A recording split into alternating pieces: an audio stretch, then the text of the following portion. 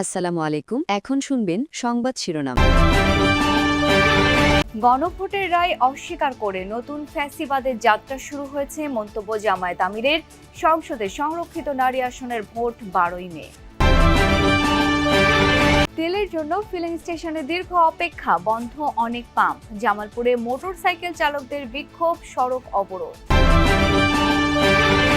থামছে না হামে শিশু মৃত্যু।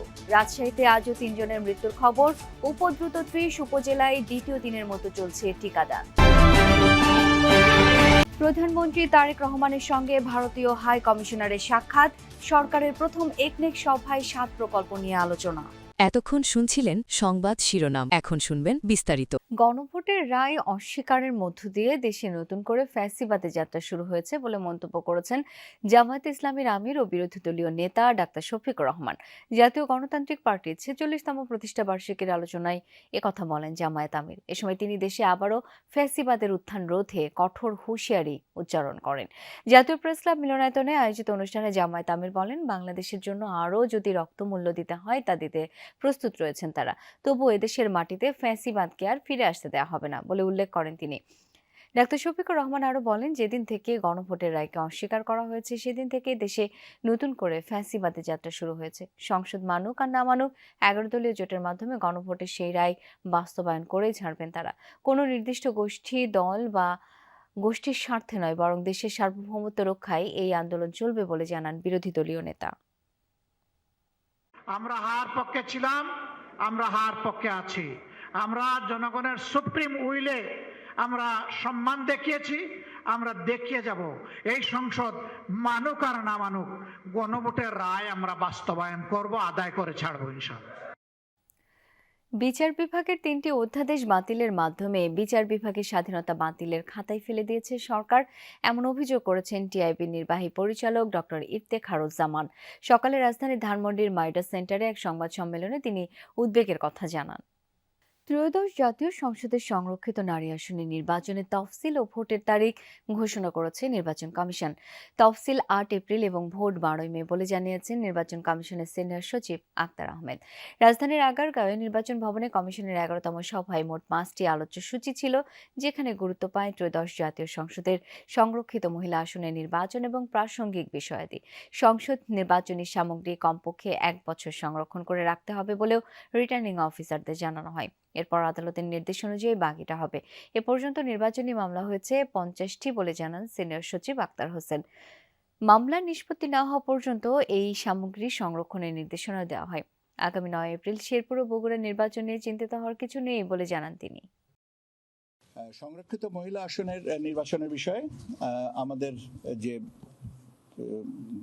তফসিল ঘোষণা হবে 8 তারিখ, 8ই এপ্রিল তফসিল ঘোষণা হবে। 8 এপ্রিল 2026 তফসিলটা ঘোষণা হবে, আর ভোট হবে 12ই মে 2026। জ্বালানি তেলের জন্য দীর্ঘ সারি এখন চিরচেনা দৃশ্য হয়ে দাঁড়িয়েছে। 2-3 লিটার তেল নিতে 3-4 ঘন্টা অপেক্ষা করতে হয় পাম্পগুলোর সামনে। অনেক ফিলিং স্টেশনে বেশিরভাগ সময় অকটেন নেই, সাইনবোর্ড টানানো থাকে। রাজধানীতে যেসব ফিলিং স্টেশনে চাহিদা অনুযায়ী তেল সরবরাহ করা হতো, সেখানেও এখন রেশনিং পদ্ধতি চালু করা হয়েছে।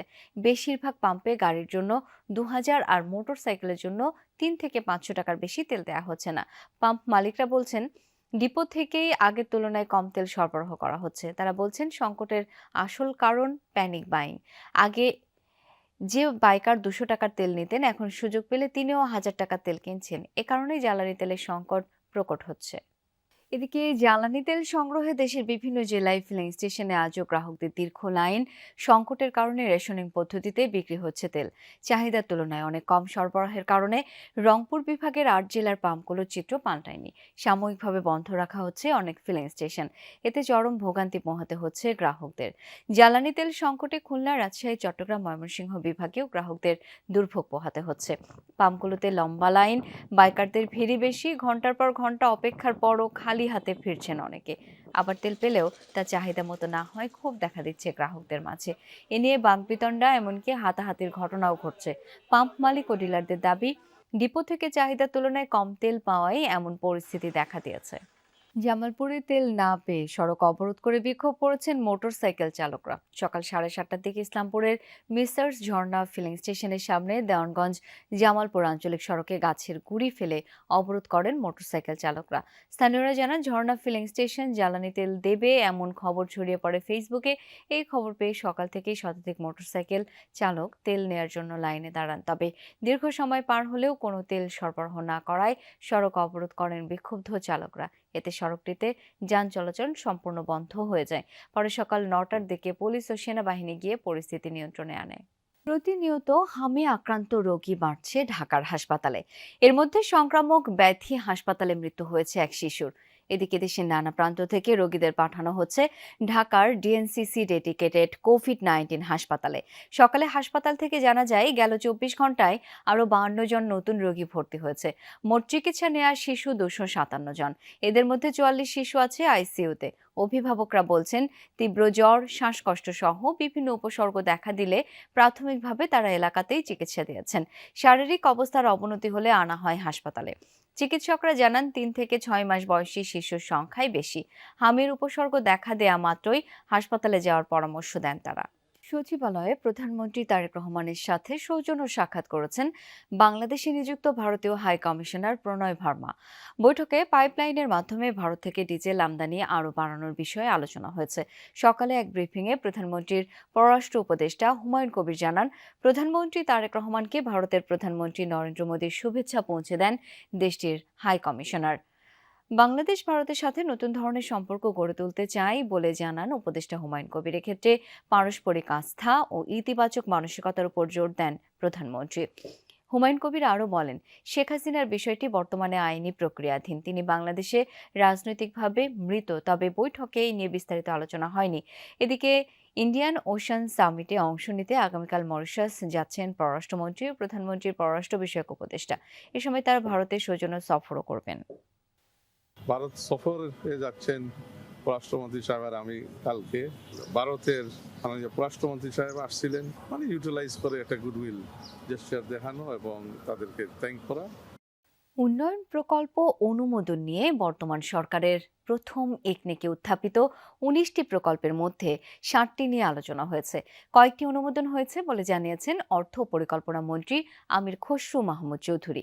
দুপুরে সচিবালয়ে একনেক বৈঠক শেষে ব্রিফিংয়ে কথা জানান তিনি। বলেন, যত দ্রুত সম্ভব পুরনো প্রকল্পগুলো শেষ করা হবে। নির্বাচনী ইশতেহার ধারণ করে অতি শীঘ্রই নতুন প্রকল্প হাতে নেওয়া হবে। এ সময় প্রধানমন্ত্রীর উপদেষ্টা রাশেদ তিতুমির বলেন, বার্ষিক উন্নয়ন কর্মসূচি বাস্তবায়নের বেহাল অবস্থা, রাজনৈতিক বিবেচনায় অনেক প্রকল্প নেওয়া হয়েছিল। প্রধানমন্ত্রীর নির্দেশে একটি